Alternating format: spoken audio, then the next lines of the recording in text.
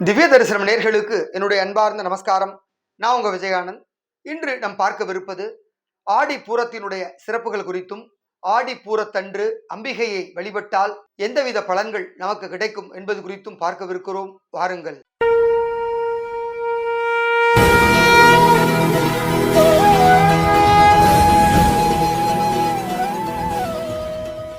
ஆடி அப்படின்னாலே அம்பாள் மாதம் நம்ம சொல்லிட்டோம் பலமுறை. ஸோ ஏன் இந்த சிறப்பு?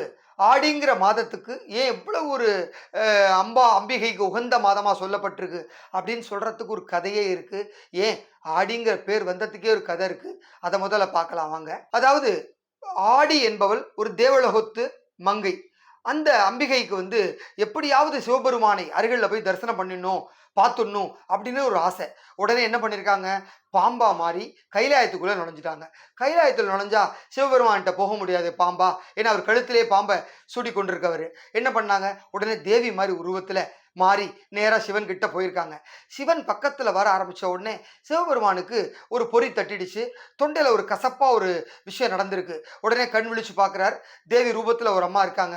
உடனே யார் நீ என்று கேட்கிறார். உடனே சிவபெருமானி, நான் தான் ஆடி உங்களை தரிசனம் பண்ண வந்திருக்கேன் அப்படின்னு சொன்னோன்னே, இல்லை நீ என்னோட தேவி ரூபத்தில் பெரிய தப்பு பண்ணிட்ட, அதனால உனக்கு இதுக்கு நீ தண்டனை அனுபவிச்சே ஆகணும் அப்படின்னு சொல்லி நீ பூலோகத்தில் ஒரு கசப்பான மரமாக பிறப்பாய் அப்படின்னு ஒரு சாபத்தை கொடுத்துட்றாரு.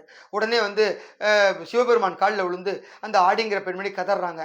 ஐயோ தெரியாமல் தப்பு பண்ணிட்டா பகவானே, உங்களை பார்க்கணுங்கிற ஆசையில் மட்டும்தான் இங்கே வந்தேன், எனக்கு ஏதாவது சாப விமோசனம் கொடுங்க அப்படின்னு கேட்குறாங்க.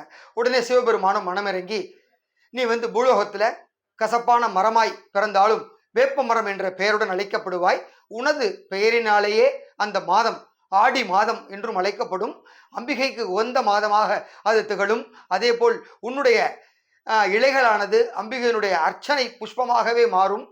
இந்த ஆடி மாதத்தினுடைய வெள்ளி மற்றும் ஞாயிற்றுக்கிழமைகளில் உன்னை வழிபடும் அத்துணை பேருக்கும் அன்னை பராசக்தியை வேண்டிய பலனும் அன்னை பராசக்தியினுடைய அருளும் கிடைக்கும் என்ற ஒரு வரத்தையும் சிவபெருமான் அந்த ஆடிக்கு அருளுகிறார். அதன் பலனாகவே இந்த மாதத்திற்கு ஆடி என்ற பெயர் வந்தது. அதே போல் வேப்ப மரத்திற்கும் சிவபெருமானால் விமோசனம் அளிக்கப்பட்டு அம்பிகையினுடைய சொரூபமாக பூலோகத்தில் திகழ்வதால் கசப்பு தன்மை இருந்தாலும் மருத்துவ குணத்தோடு இருக்கக்கூடிய அந்த வேப்ப மரம் அம்பிகையாகவே சொல்லப்படுகிறது. ஆகவே தான் இந்த மாதம் என்று ஆடி மாதம் என்று அழைக்கப்படுகிறது.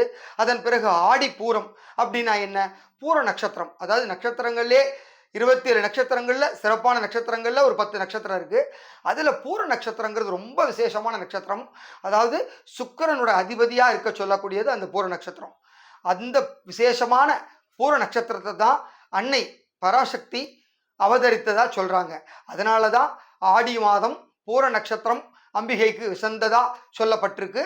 அப்படி பூலோகத்தில் அவதரிக்கிற அந்த பராசக்திங்கிறவங்க கைலாயத்திலேருந்து கிளம்பி வராங்க. வரப்போ எல்லாரும் அவங்களோட தோழிகர்கள், அப்புறம் அங்கே தேவலோகத்தில் இருக்கிற மங்கைகள், கைலாயத்தில் இருக்க மங்கைகள் எல்லாரும் ஒன்றா வராங்க. எப்படி வராங்க? பசுமாடாக மாறி வராங்க. இங்கே பூலோகத்தில் எங்கே இருக்காங்க? நம்ம திருநெல்வேலி பக்கத்தில், குற்றாலம் தென்காசி பக்கத்தில் இருக்கக்கூடிய அந்த சங்கரன் கோவில் அந்த பகுதியில் இருந்து தபஸ் பண்ண போகிறாங்க. சிவபெருமானோட வரத்தை வாங்கிறதுக்கு தபஸ் பண்ணுறாங்க. அந்த தபஸ் பண்ணுறதுக்காக இறங்கி வந்தோன்னே எல்லா பசுமாடுங்களும் சுற்றி நிற்க ஆரம்பிச்சிருச்சு. அதுக்கு நடுவில் ஒரு ஊசி மாதிரி இருக்கிற ஒரு ஊசி மேல நின்று ஒத்த காலில் தபம் செய்யறாங்க அன்னை பார்வதி. அந்த தவத்தினுடைய பலன், அதாவது சிவன் பெருசா பெருமாள் பெருசாங்கிற ஒரு பிரச்சனை வர்றப்பதான் அவங்க அதை நிரூபிக்கிறதுக்காக கிளம்பி வராங்க. அப்ப தவத்தின் பலனாக சிவபெருமான் ஆடி மாத பௌர்ணமி அன்னைக்கு தோன்றுறாரு. அவங்க முன்னாடி எப்படி தோன்றுறாரு? சிவன் பாதியாகவும் பெருமாள் பாதியாகவும், அதாவது மகாவிஷ்ணு பாதியாகவும் சிவ விஷ்ணு சொரூபமாக சங்கர நாராயணனாக தோன்றி தேவியருக்கு மற்ற அனைவருக்கும் அருள்பாலிக்கிறார். ஆகவே தான் அங்கு சங்கர நாராயணனாக சுவாமி அருள்பாலிக்கிறார். அதே போல் அந்த அம்பிகைக்கு கோமதி என்ற பெயரும் உண்டு. அதாவது கோ என்றால் பசு, கோமதி அதாவது மதியை போன்று அழகானவள் அம்பிகை.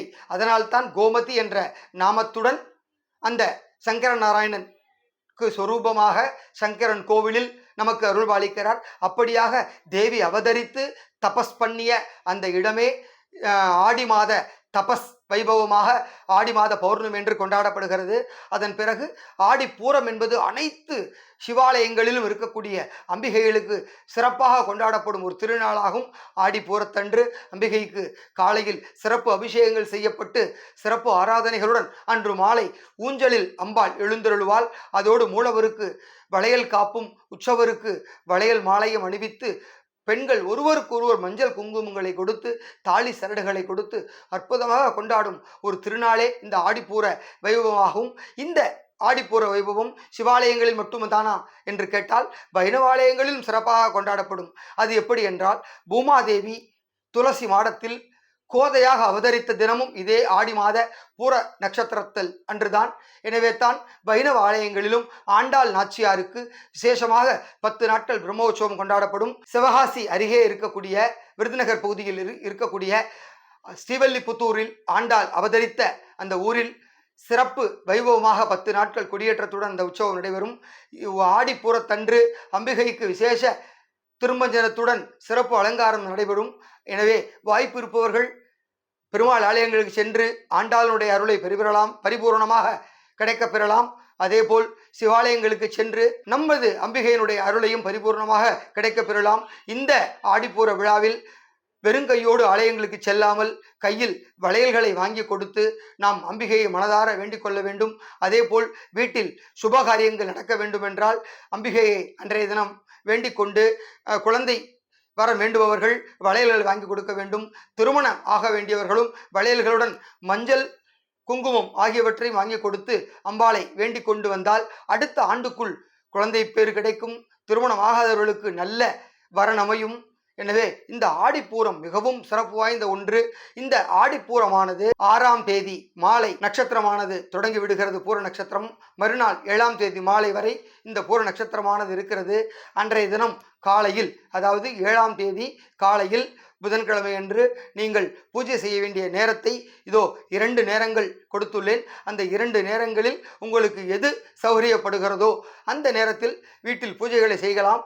பூஜை அறையில் அம்பிகை படத்தை எடுத்து, ஏதாவது ஒரு அம்பிகை படம் நீங்கள் வணங்கக்கூடிய மாங்காடு காமாட்சியோ, மதுரை மீனாட்சியோ, காசி விசாலாட்சியோ, அல்லது உங்கள் குலதெய்வமோ அல்லது ஆண்டாளோ எதையாவது ஒரு படத்தை எடுத்து கீழே வைத்துக்கொண்டு அதற்கு சந்திர குங்குமம் வைத்துக்கொண்டு வாசனை புஷ்பங்களை சார்த்தி உங்களுக்கு தெரிந்த அஷ்டோத்திரங்களை நாமாவளியங்களை சொல்லுங்கள். அப்படி தெரியவில்லை என்றால் மொபைல் போனில் அஷ்டோத்திரங்களை ஒலிக்க விட்டு அதன் வாயிலாக குங்கும அர்ச்சனை புஷ்ப அர்ச்சனை செய்து பால் பாயசம் சர்க்கரை பொங்கல் இதில் ஏதாவது ஒன்றை நைவேத்தியமாக வைத்து தேங்காய் வெற்றிலை பாக்கு வாழைப்பழத்துடன் அம்பிகைக்கு நைவேத்தியம் செய்துவிட்டு முடிந்தவர்கள் அருகில் இருக்கின்ற ஒரு 5 சுமங்கலிகளுக்கு வெற்றிலை பாக்கு கொடுத்து அவர்களுடைய ஆசையை பெறுவது மிகவும் சிறந்தது. அதோடு கன்னியா குழந்தைகளை அழைத்து அவர்களுக்கு காலில் நலுங்கு வைத்துவிட்டு நெற்றியில் சந்திரகுங்குமம் வைத்துவிட்டு பன்னீர் தெளித்து புஷ்பம் வைத்துவிட்டு அக்ஷதையை இந்த குழந்தை கையில் கொடுத்து குழந்தையிடம் ஆசிகளை பெற்றால் நிச்சயமாக அந்த கன்னியா குழந்தையினுடைய ஆசியானது நமக்கு பல ஆண்டுகளுக்கு நம்மளை தொடர்ந்து வந்து கொண்டே இருக்கும். நீங்கள் தொடர்ந்து வெள்ளிக்கிழமைகளில், அதுவும் இந்த ஆடி வெள்ளிக்கிழமைகளில் ஆடி பூரத்தன்று கன்னியா குழந்தைகளுக்கு செய்தால் அதனுடைய பலன் இரட்டிப்பாக உங்களை வந்து சேரும். அப்படியாக சிறப்பு பெற்ற இந்த ஆடிப்பூர வைபவத்தை அனைவரும் சிறப்பாக கொண்டாடி எல்லாம் வல்ல அம்பிகையினுடைய அருளுக்கு பாத்திரமாகும்படி உங்களை கேட்டுக்கொண்டு விடைபெறுகிறேன். நன்றி, வணக்கம்.